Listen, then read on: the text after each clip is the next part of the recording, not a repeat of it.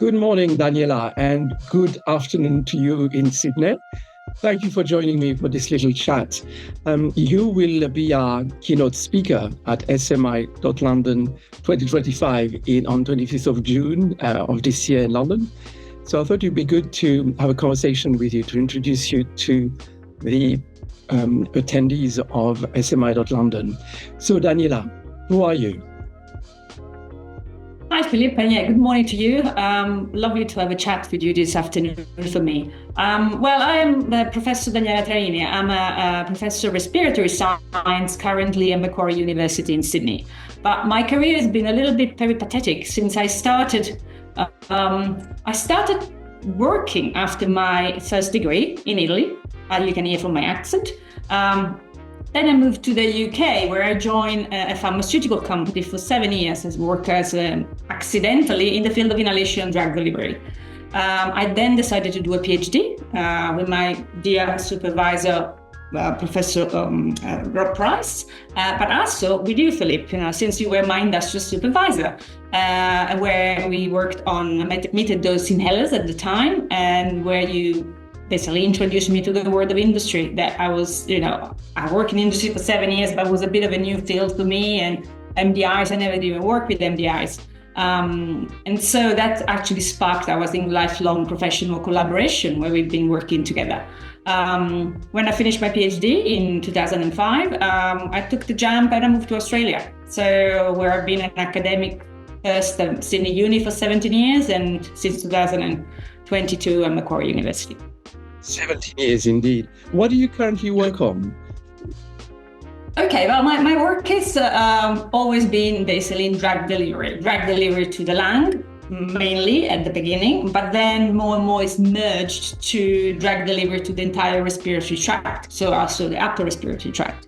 And what has really changed for me has been by luck, probably, I end up sort of being seconded in the Woolcock Institute of Medical Research. That is one of the best institutes in respiratory and sleep in Australia and in the world.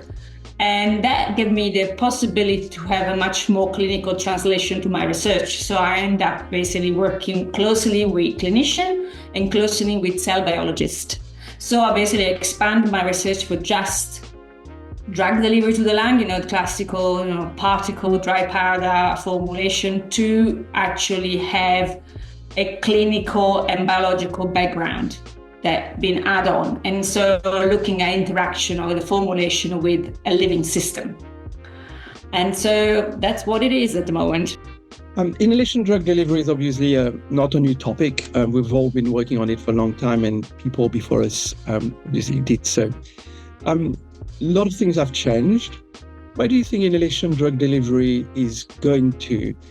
What do you think it's going to? How is it transitioning and moving along? I personally think, and I think many people will share my opinion, that while before we were really focusing on, again, COPD, asthma, very local topical diseases, now the lung is seen, and the upper respiratory tract is seen as a portal for other diseases that can be accessible through the beautiful surface area of the lung and the beautiful, blood vessel in the nose and access to the brain, for instance. So the future for inhalation drug delivery, it's not just for local therapy, but for more systemic and maybe neurodegenerative diseases. For me, that's the future, and maybe immunotherapy, gene delivery, that will be interesting to area. And I'm thinking probably I'm going to jump the gun a little bit here, but probably where SMI will have a big impact. So what do you think the role of SMI is in the future of inhalation drug delivery? Well, I think not just because I'm speaking at SMI, but I think in general that they are really versatile devices. So we know that we are going through a transition with the new global warming potential propellant. So MDI are really going through, for us, the second round of changes, from COC to HFA. Now we got the WP. But still, they're looked I think they're going down in interest because they are making life a misery for people actually making MDIs. The propellants are challenging. The supply of propellants is very challenging. The European Commission is now, trying to ban the use of this propellant itself. So the production is another big problem. So it's an issue. While the new SMIs are completely immune of this problem. They are produce very gentle cloud. They can be versatile for the dose, are very good for mRNA, sRNA, immunotherapy, probably gene delivery. So they have capability that are not in the realm of MDIs, for instance. The dose is another one. And the fact that it can be used for population that have been a little bit, I think, forgotten, like the elderly and a very young patient. SMI could be actually open the door for these very extreme ages. Possibly. So you just mentioned something about gentle cloud and so on. And of course, people, and you also mentioned before biomolecules, essentially RNA. And then people are very worried that RNA or biomolecules might get damaged during the aerosolization process by some SMIs. There's work that was published by someone from Monash University, who is also a lecturer, I think, at Shenyang University in China, who proved that molecules were not necessarily damaged. There was a work from Kees van Rijn from Amsterdam. What is your experience of working with biomolecules in SMI then? Well, we've been working for quite a lot, and we have probably a paper we're going to come out very soon on this field. But my experience is no, they don't. They have, in one word, SMI are great. They do not, and we compare against other more conventional nebulizer, like mesh nebulizer, for instance, and there is a big difference on the fact that classic lipid nanoparticle, for instance, that contain a biologic. They survive much more in an SMI than in a mesh nebulizer. And it's not just me, other people that have been collaborating to it, they publish other papers. There was a paper by Ben Forbes at the beginning of February this year. Right, yes. Exactly the same thing. So SMI are more gentle and are more probably perfect for delivering this kind of new therapy. They're going to be, since COVID, these are going to be the therapy of the future, really, for different purposes. Yes. Daniela, thank you very much for these ideas. And you obviously attended smi.london 23, 24, and now you'll be attending the 25 edition as a keynote speaker. And you know what happened before. What are your wishes for this year's edition, and what are you looking forward to?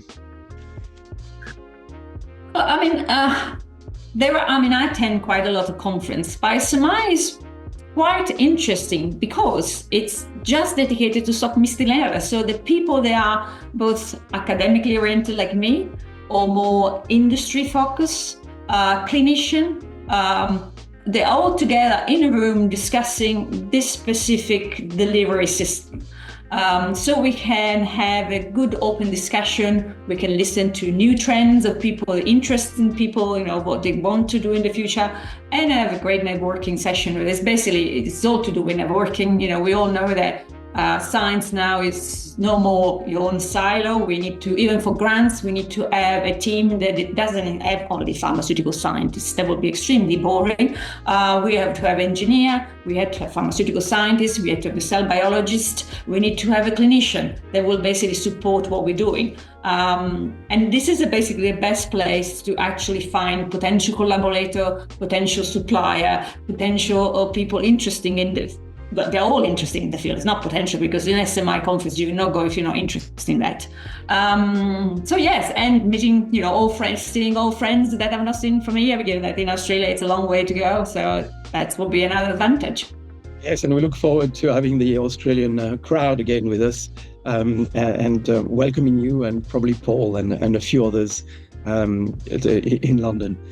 Thank you so much, Daniela, for joining me this late afternoon for you, early morning for us in Europe. And have a very happy Easter. This is obviously recorded before the 1st of May. And we'll see you very soon. Thank you. Thank you, Philippe. Thank you. Thank you for the invite.